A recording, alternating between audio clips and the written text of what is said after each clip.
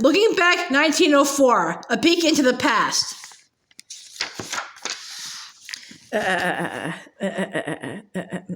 America in 1904. Look at the clothes, rooms, and food on these pages and peek into the stylish, proper world Samantha grew up in. People like Grandmary lived in large, comfortable houses. They ate their meals in elegant dining rooms. They visited with their guests in fancy parlors where children were often not allowed at all. When children did join the adults in the parlor, proper behavior was expected. Children like Samantha would curtsy and say, how do you do? They would speak only when an adult spoke to them first. Stockings, no supporters, no wrinkles.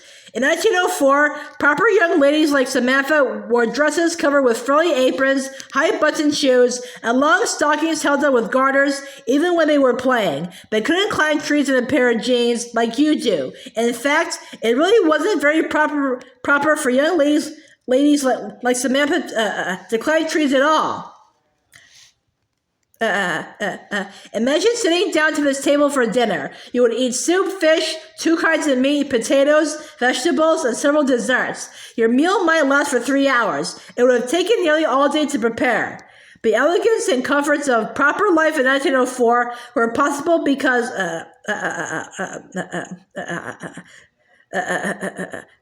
there were many servants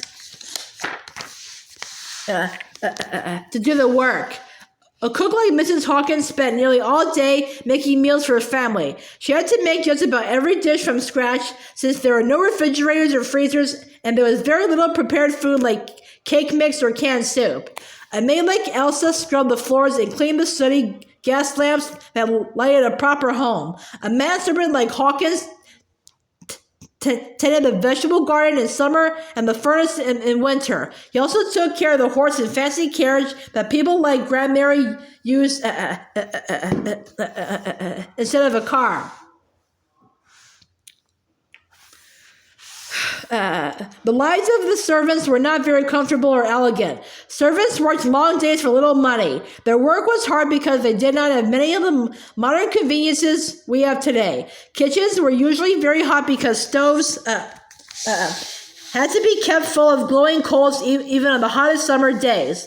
Without vacuum cleaners, maids had to hang heavy carpets on clotheslines and pound them with rug beaters. Servants who did the laundry didn't have washing machines or dryers. They had to iron the fancy tablecloths, frilly petticoats, and stiff linen sheets with irons they heated on hot stones. A servant doing laundry. Servants were expected to do this work without complaint and to keep their proper place, separate from the family they worked for. They ate in the kitchen after the family's meal in the dining room was over. They often lived in small rooms in the attic or above the carriage house. They were not supposed to play with the children or visit with the parents. Even though a servant's life was a hard one, there were plenty of people willing to do these jobs. In 1904, many of the people living in American cities were poor. They would do any kind of work just to help their families survive. If they weren't servants,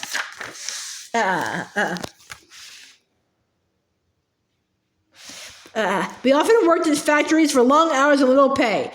Children like Nellie went to work to help their families earn money.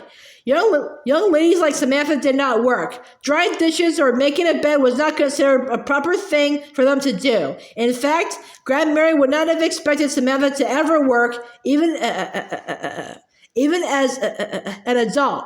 But modern women like Cornelia had different ideas. They believed that women should do much more than run elegant, comfortable households. In 1904, many young women went to college or studied to become teachers and nurses. They learned to use new office machines like the typewriter. They wanted to help the people who lived in city slums.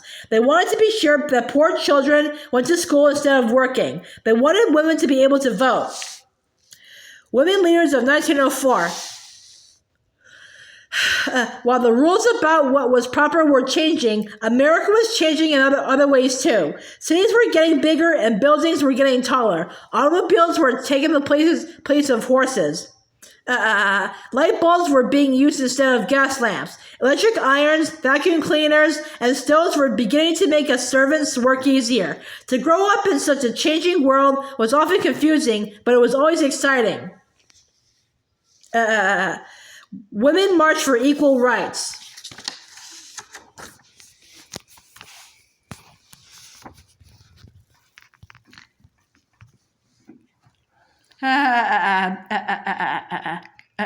Goodbye.